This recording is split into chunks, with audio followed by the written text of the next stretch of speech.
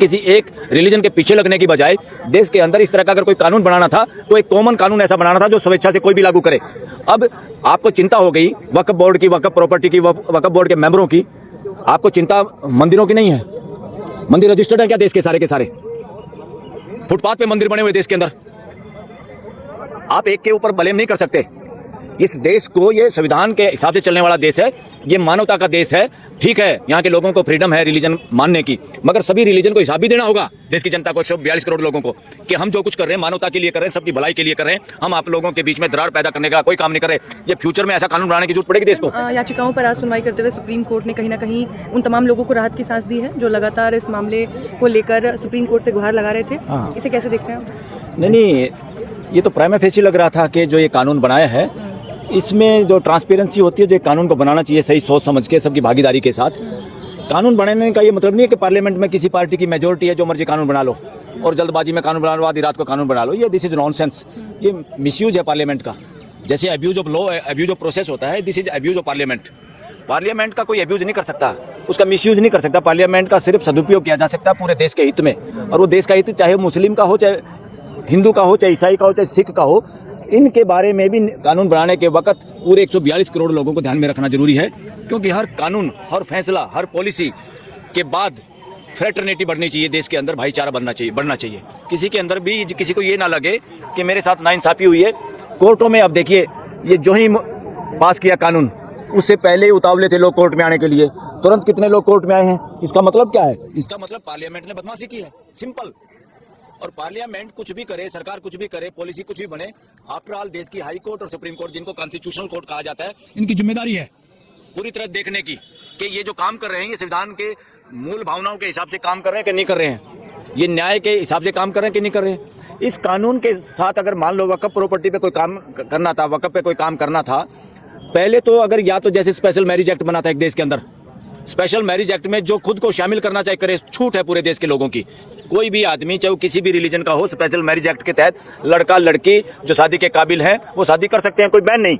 और अपने रीति रिवाज से भी जो करना चाहता है वो भी कोई बैन नहीं। इसलिए स्वेच्छा से लोगों ने कोई विरोध नहीं किया उस कानून का। जो पढ़े लिखे तबका या कोई ऐसा है, एक रिलीजन दूसरे को रिलीजन में आपस में कोई टांग अड़ा रहा है, कई बार घर वाले नहीं बच्चों की बात मानते तो शादी करना चाहे, वो एक मौका दे दिया।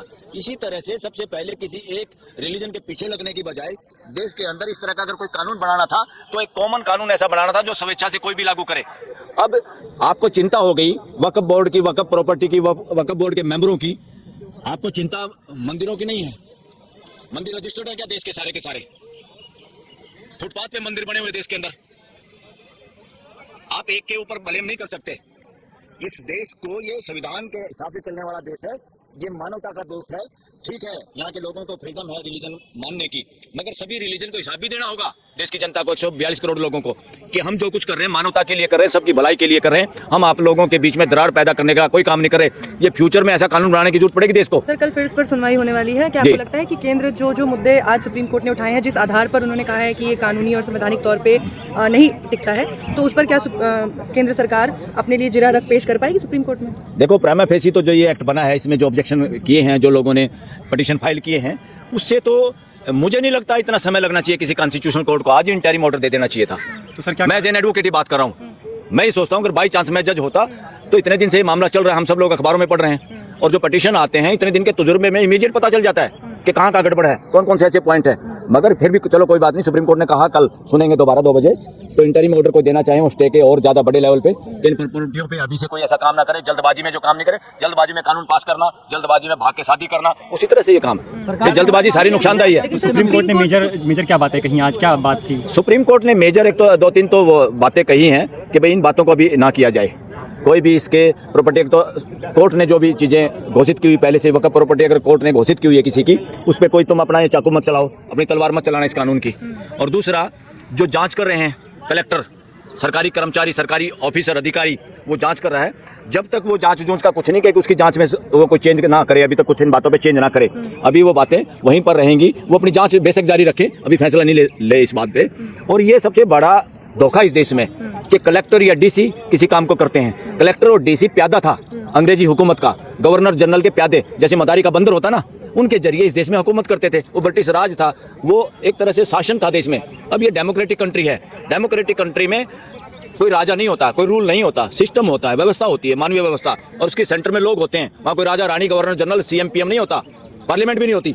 सबसे केंद्र में देश के लोग होते हैं, और उस देश के लोगों के लिए जो कानून बनाया जाता है या जो कानून बनना चाहिए, वो एक बात को ध्यान में रखने के बाद बनाया जाता है, वो है फ्रेटर्निटी, भाईचारा, समाज का इकट्ठा रहना, वो ज़्यादा जरूरी है। इसलिए और कुछ प्रश्न भी उन्होंने पैदा किए हैं कि इनका आंसर भी मुझे कल देना, हमारे को देना, तीनों जजों को। और कल 2 बजे मुझे आई होप कि इंटरिम ऑर्डर भी अच्छा ऑर्डर होगा, क्योंकि आज कोर्ट भी खचाखच भर रही थी और मुश्किल से दरवाजे पे। कल उम्मीद है स्टे मिल पाएगा आप लोगों को? मुझे उम्मीद है अगर ओपन दिमाग से कोई भी जज सुने तो इतना मुश्किल काम नहीं है ये।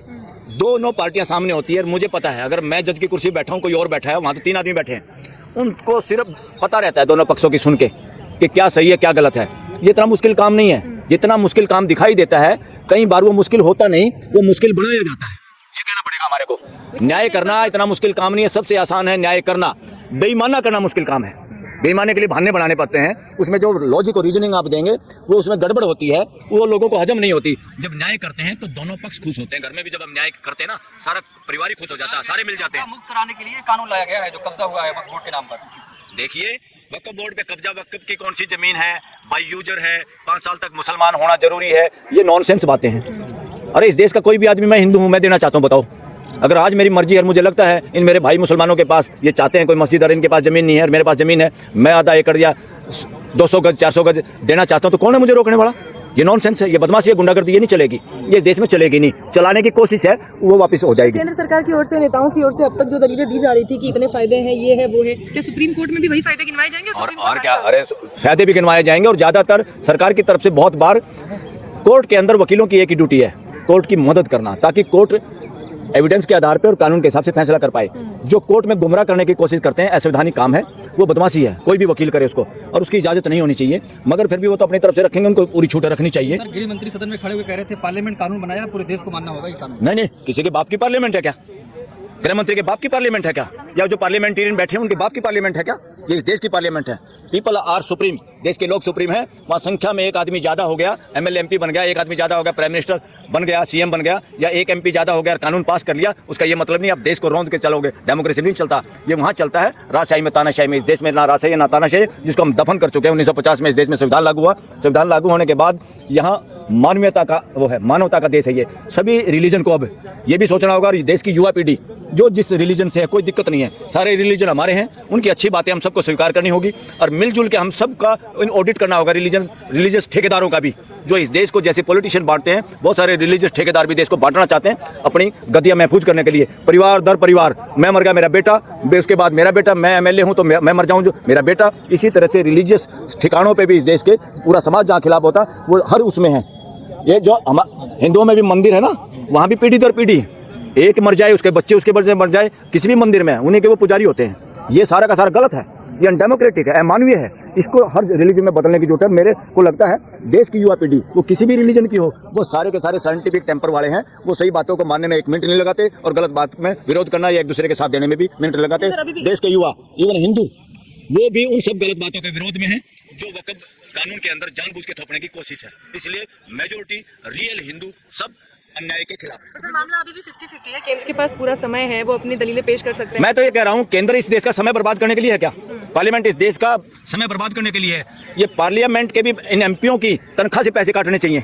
इन एमपीओ की तनख्वाह रोक देनी चाहिए कि तुम्हारी तनख्वाह यहाँ दो। जो देश का पैसा और समय बर्बाद हो रहा है, जहाँ पे सैकड़ों हजारों केस डिसाइड हो सकते थे, उस समय में तुमने एक ऐसा कानून बना दिया जिसकी वजह से सारे वकील और जज, 3 हो सकता है, 3 के बाद और ज्यादा कोर्ट कचहरी पड़ी, और पूरा समय देश का एक ही मुद्दे पे बर्बाद कर रहे हो आप लोग। इन सबकी तनख्वाह रोकनी चाहिए। ऐसा समय आएगा, और सुप्रीम कोर्ट को ये सब पावर है। सुप्रीम कोर्ट को फ्यूचर में इस देश के स्पीकर, सभापति, इवन जरूरत पड़े तो पार्लियामेंट को कोई हाईजैक कर ले तो प्राइम मिनिस्टर को भी बर्खास्त कर देना चाहिए। जरूरत पड़े तो किसी सीएम को भी बर्खास्त कर देना चाहिए। क्या सर आपको नहीं लगता कि इसके लिए संवैधानिक बेंच आएगी?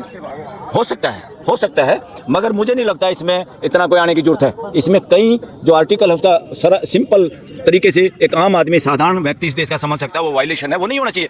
आपको कोई कानून बनाना, पहले स्पेशल मैरिज एक्ट की तरह स्पेशल रिलीजियस एक्ट बनाओ ना, जो सब रिलीजन के लोगों पे इच्छा हो तो मानो, ना इच्छा हो तो मत मानो। आप एक रिलीजन के पीछे क्यों लठ लेके पड़े हुए हो? इससे सारा साबित है एजेंडा ही कुछ नहीं तुम्हारे पास ना गरीबी ना शिक्षा के लिए सारे प्राइवेटाइजेशन है, अस्पताल कितने महंगे हो गए, सरकारी स्कूल बंद हैं, देश के गरीब आदमियों के बच्चे अच्छे स्कूलों में पढ़ नहीं सकते।